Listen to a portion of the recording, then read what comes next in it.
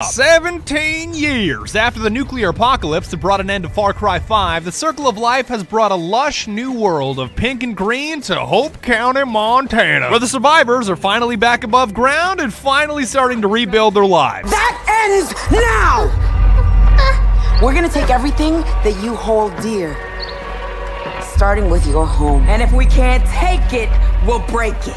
Yeah, you see these two dipshit Ricky Carmichael-looking wannabes right here? That's Licky and Moo. I mean, Mickey and Lou. I always forget. They're twins. Give me a break. Now that Joseph Seed and the Peggies are a thing of the past, these two are the new pain in the ass with their followers, the Highwaymen, that I just call the H-Men, that have claimed all of Hope County and its resources as their own, which hasn't gone over too well with the locals, including your boy Sharky. Anyways, fucking dipshit Highwaymen. Thankfully, a guy by the name of Thomas Rush is here to rebuild the community after already building settlements on the West Coast, and you happen to be his head of security, in charge of slaughtering the H-Men and expanding the only existing settlement, Prosperity. How can they call this place Prosperity when it doesn't have any Wi-Fi? Like, any place without at least 3G, free ammunition year-round, and $1 Taco Tuesday should be considered a prison. You're joined by the daughter of Kim and Nick Rye, Carmina, because what would a Far Cry game be without a pinata-looking sidekick with bones that are made of rubber? Carmina, don't you read Obscure Wilderness Quarterly? Bulls have an inherent weakness to baseball bats, as long as this shit doesn't break.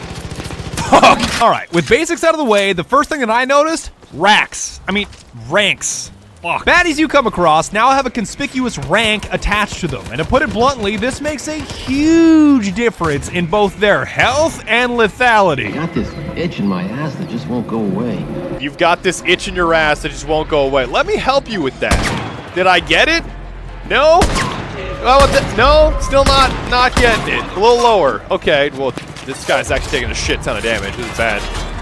If I hit him in the... Like that paintball mask is blocking sniper rifle bullets? What the fuck? Who am I fighting? Oh my god! Which is a concept that I picked up rather quickly, because if bullets won't do the job, then I'll find something else that will. Fight night round 2. Fight night round 2. Hoi!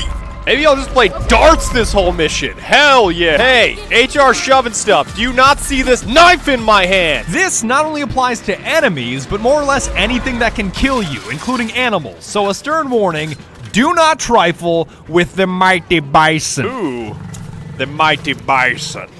The mighty bison. Oh shit, that does like no damage. That's like 5 damage a pop. Oh god. Oh fuck. Oh god. Oh fuck. On the topic of animals, all your favorites are still around. You know, boars, dogs, crocodiles, killer demon fish, and meese. So, you know, the usual. No, don't move, Mr. Moose. I have a permit. I have a permit! You are legally required to die! My first story mission was with this blind lady, Grace, who I would consider to be a hazard to anyone within a 40-meter range. Name's Grace.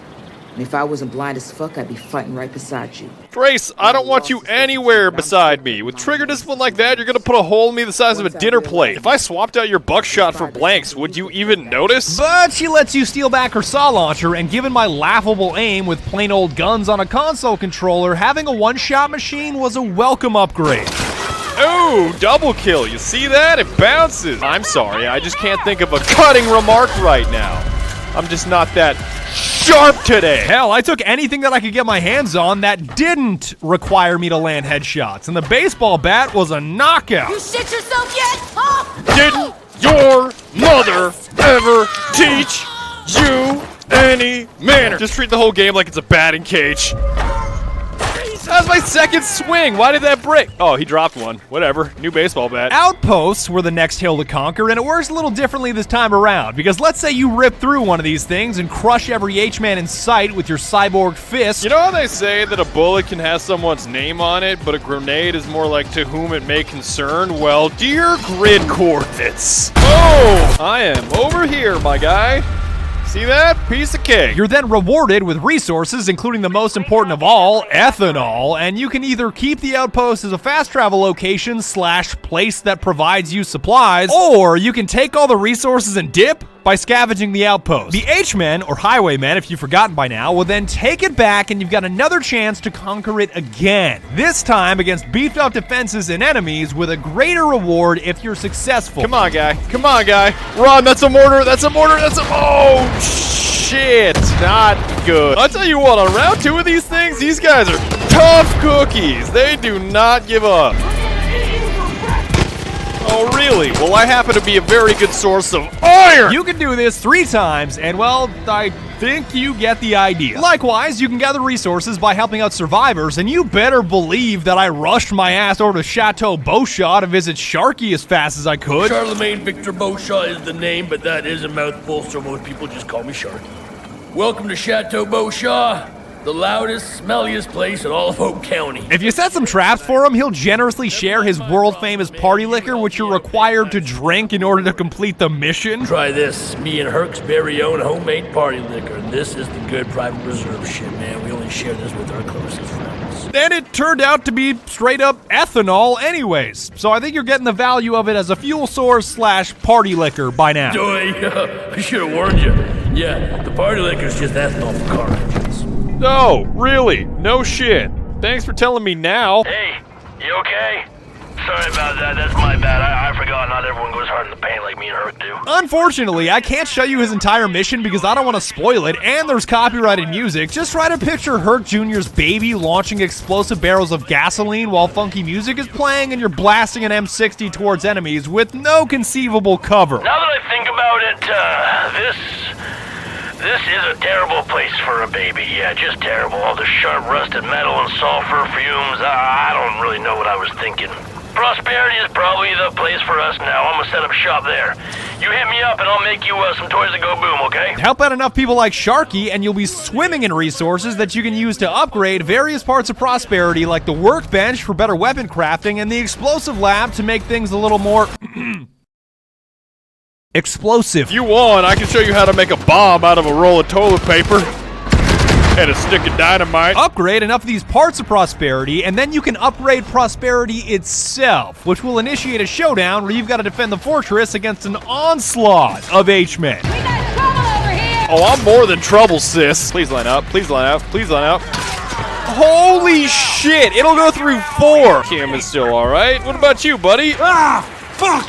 I'm gonna take that as a no. Not a spoiler, but after you deny the onslaught, Thomas Rush reveals that Joseph Seed is still alive and supplying these ghosts that get doped out of their minds and raid entire camps as a pair. So not sure if it's the bliss or some kind of new drug, but I'm interested to see what kind of smack Joseph Seed is dealing either way. I've seen them in action.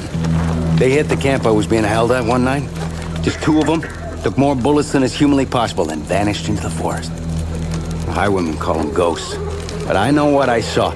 Those people were doped to the fucking gills. We need what they have. You realize we're talking about going to Joseph Seed. Some things never change, as in fooling around with the locals is still one of the best parts because there's nothing more fun than antagonizing perfect strangers that are packing heat. Things you shouldn't do when someone has a fully loaded 1911 on their hip. Throw rocks at them.